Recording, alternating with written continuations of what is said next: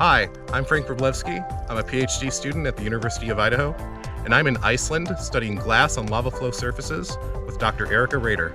On lava flows, where we have molten rock pouring onto the surface, a thin layer of glass forms that tells us all about the characteristics of the climate in which the lava flowed into. So the purpose of studying glass on planetary surfaces like Earth is that glass forms under very specific conditions. So glass can form as lava flows just into the air, so it becomes air quenched and forms a very thin layer of glass on the surface.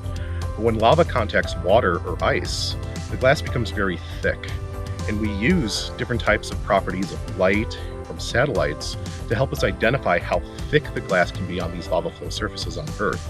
So looking at these ancient environments that these lava flows are flowing into allows us to directly correlate Earth to Mars.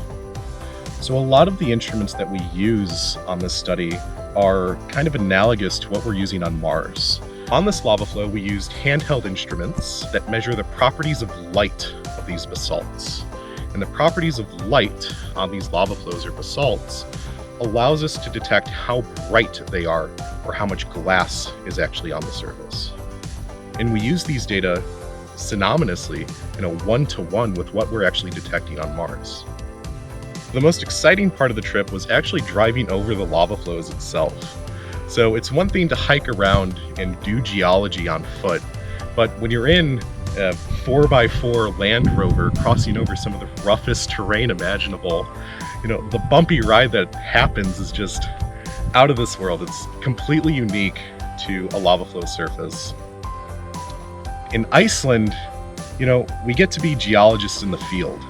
So these grand views of glaciers and newly formed valleys and cliff faces, these are amazing places that not many people actually get to access without doing proper research.